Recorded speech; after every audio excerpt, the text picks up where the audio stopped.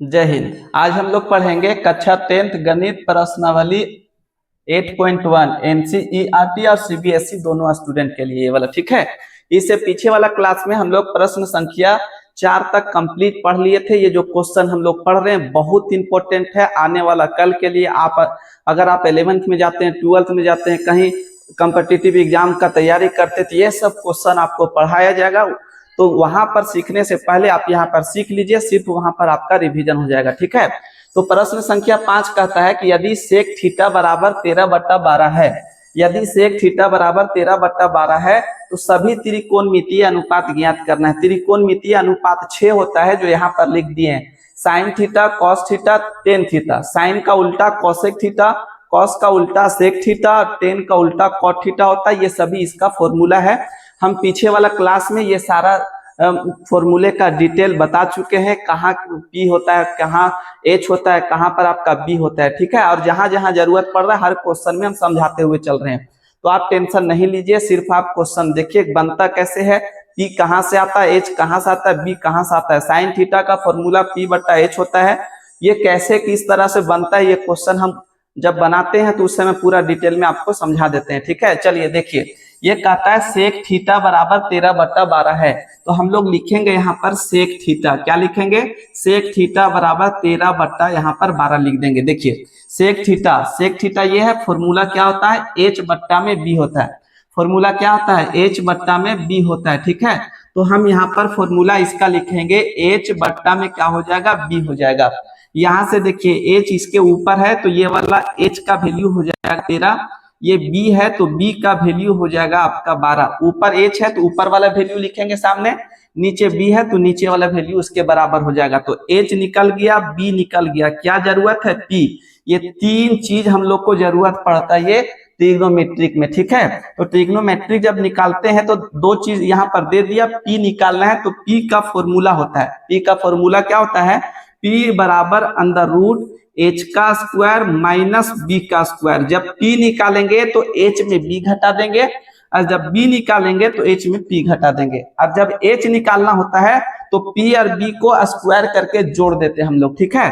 अब देखिए आगे इसको बनाएंगे तो H का वैल्यू कितना? 13, तो यहाँ पर 13 का स्क्वायर माइनस B का वैल्यू कितना? 12, तो यहाँ पर हो जाएगा 12 का होल स्क्वायर हो जाएगा, ठीक है। अब इसको गुना करेंगे 13 को 13 से तो 169 हो जाएगा, माइनस 12 को 12 से गुना करेंगे तो 144 हो जाएगा। क्लियर? अब आगे हल करते हैं। देखिए यहाँ पर घटाइएगा, 9 में से 4 जाएगा तो 5 बच जाएगा, उसके बाद 6 में से 4 चल जाएगा तो 2 बचेगा, और 1 में 1 चल जाएगा तो 0 हो जाएगा, ठीक है। तो बचा कितना? 25। अब रूट के अंदर ऐसे इसको गुणनखंड कर दिया जाता है, मतलब तोड़ दिया जाता है। तो 5 25, और रूट के अंदर अगर दो ठो कोई सेम नंबर मिला तो एक नंबर बाहर हो जाता है। जैसे 5 ये बाहर निकाल दिए, और H के साथ देखिए यहाँ पर 5 के साथ रूट खत्म हो जाएगा। तो हम लोग P का वैल्यू हम लोग क्या किए? निकाल दिए। तो P का वैल्यू कितना निकल गया? 5 निकल गया। सभी में आपको एक फिगर बनाना है जो समकोण त्रिभुज बनेगा। इतना निकालने के बाद कुछ कुछ क्वेश्चन में पहले से हमको फिगर बना के उसके बाद बनाना होता है। तो इसमें हम नाम दे देते हैं यहाँ पर A, उसके बाद B, उसके बाद C, उसके बाद यहाँ पर क्या हो जाएगा? 90 डिग्री।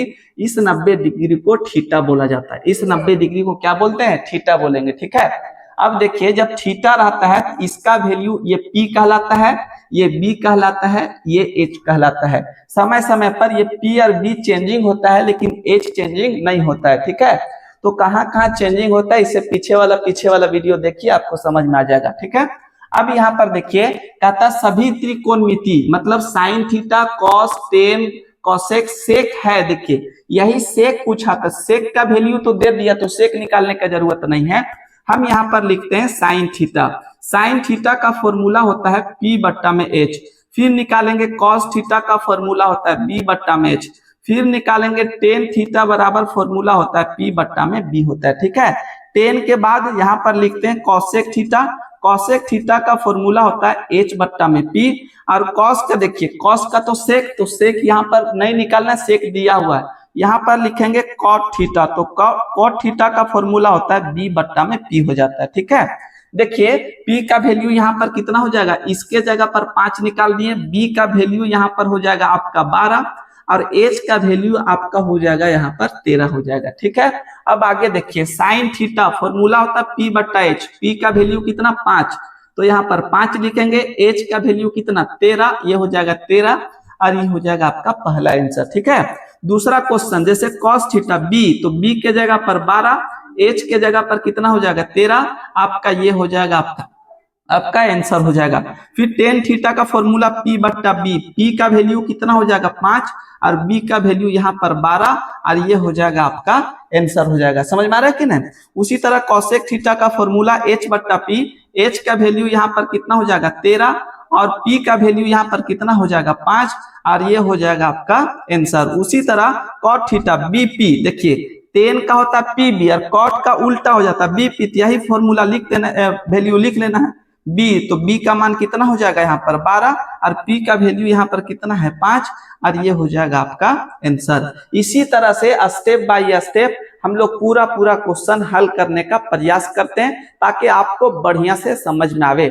आज हम लोग प्रश्न संख्या 5 कंप्लीट बना लिए हैं। नेक्स्ट टाइम प्रश्न संख्या आपका 6 लेकर के आएंगे। तब तक के लिए जय हिंद।